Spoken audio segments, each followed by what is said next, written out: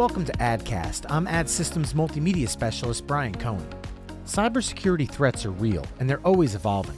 An attack can cost a company dearly through lost revenue, customer perception, IT consultants, and even ransom payments. It's important for businesses to protect themselves by staying educated and taking proactive steps to recognize and address vulnerabilities. Joining us is Andy Katsigiannis, Director of IT and Customer Support at ADDsystems. Andy, thanks for joining us. Yeah, thanks, Brian. Great to be here. First, can you start by telling people a little bit about your role at ADDsystems? Sure. I've been with AD now since 2005. I oversee the IT group and the customer support group. The great thing about working here, Brian, is diversity, right? All of us in the support group and in the IT group, we all have an open door policy. On a day-to-day basis, you can be involved in one thing and then switch gears to another thing. And one of the hot topics nowadays is cybersecurity. Now, with that hot topic in the IT world and in business in general, what are some of the threats that businesses out there need to be aware of? I mean, ransomware, right? That's going to be the biggest threat. You're hearing it all over the news, the morning news, the nightly news, the social media. It's everywhere. From pharmaceutical companies, hospitals, healthcare, public companies, you name it. Everyone is vulnerable to this type of attack. The biggest one as of recently was the Colonial Pipeline back in May of 2021. This really caught the attention of a lot of people in our industry. Now, what are some of the misconceptions companies have when it comes to IT safety overall? Well, to be honest, this is not true really for everyone. But I think the biggest misconception is that it's not valued, or the theory that it won't happen to our company, right? When it comes to hardening your network to prevent attacks from threat actors, it takes a lot of time and planning. And with that comes financial buy-in from the top brass of everyone's company. In our industry, it's easy to see the value in investing in a tire for your truck because you can feel and touch that tire, right? Or even a convenience store, right? They walk into the convenience store, they say, wow, it looks cosmetically appealing. So they feel that you can put some financial backing into this. But when it comes to cybersecurity and hardening your exterior and interior network with next generation firewalls that control applications by users, using two-factor authentication within your domain to prevent any type of lateral movement, and of course, the next generation endpoint detection like carbon black antivirus. These are applications that will protect you. And I feel that once we have the knowledge to put out there for everyone, then people can appreciate the buy-in for these types of products to protect their business. Now, ever since COVID struck in March of 2020, companies all over the country have kind of changed the way they handle business, and it's become more of a hybrid format. Now, has that hybrid environment introduced any security issues that companies should be on the lookout for? Well, you always want to be on the lookout for everything. The threat actors will, unfortunately, they're always going to be a step ahead of everyone.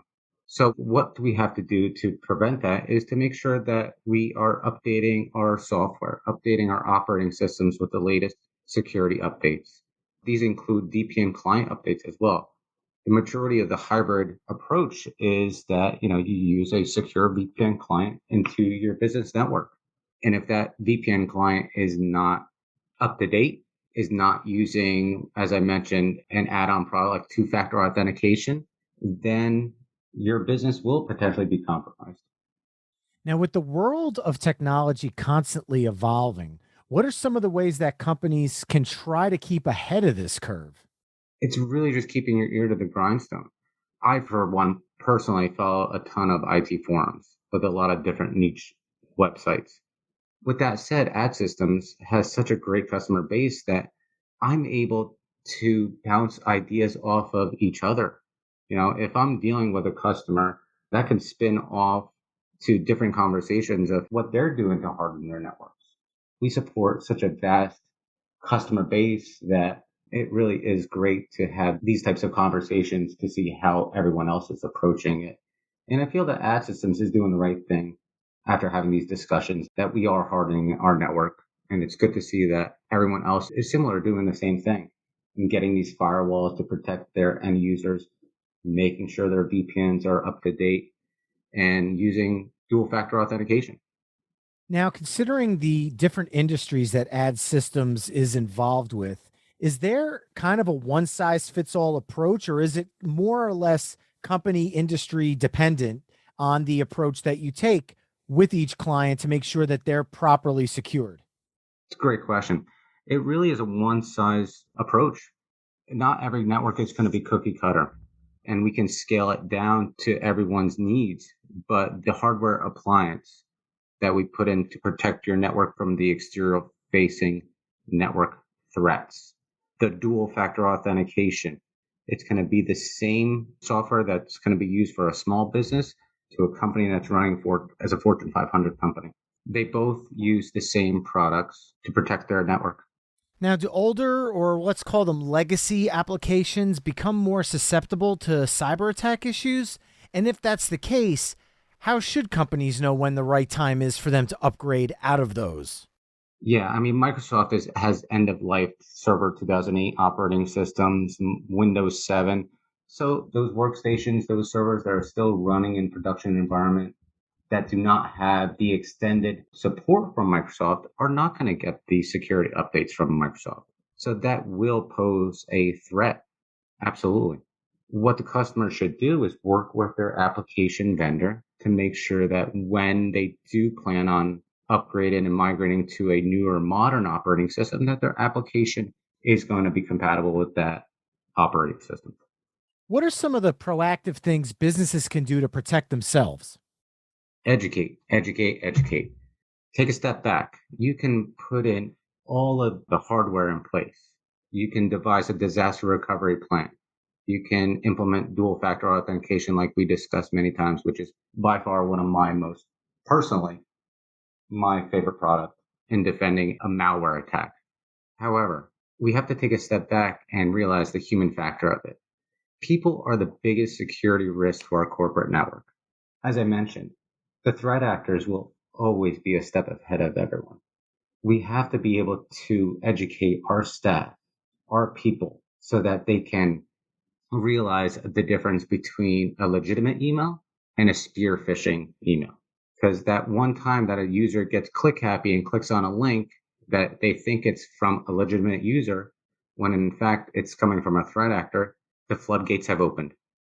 Now, obviously, cybersecurity, just like you're saying, isn't just about the IT department. So, what are some of the ways companies can educate their employees about these threats so they don't accidentally introduce a risk to the entire network? There's many products out there, Brian, that deal with educating, preventing these types of attacks. One of the companies that we personally deal with is a company called Know Before, where they have great training lessons. They're easy to follow, and we're getting great feedback from our employees about it. Andy, can you give an example of how such a service like a Know Before has helped in a real world scenario? Yeah, sure. Actually, most recently, one of our CSRs was able to detect an email that came in from one of our customers. Our CSRs get well over 100 customer support requests on a daily basis. This one looked particularly odd to her.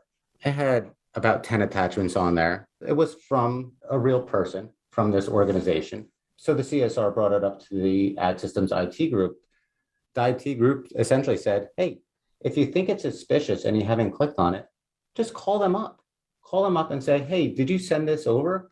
Sure enough, we called up the client. The client had no idea what she was talking about and realized then that the account was compromised.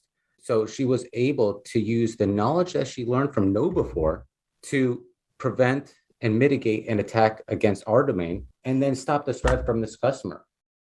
Now, Andy, you'll be hosting a webinar on security with Fuels Market News next month. Can you give us a little preview about what we can expect to hear about? Sure. I have the opportunity to speak about security issues in more detail than we covered today. And, we're going to be talking about more about the threats and ways to protect our businesses. Excellent. Andy, thank you so much for joining us today. Thank you. And be sure to register for Fuels Markets News webinar to learn what you can do right now to protect your business. You could register for the webinar via the link in our show notes. To keep up with the latest happenings at Ad Systems, visit adsys.com/blog or connect with us on social media by following Ad Systems on LinkedIn, Facebook, Instagram, or Twitter. If you have any questions about ADDcast, feel free to reach out to us at addcast@adsys.com. Thanks for listening and have a great day.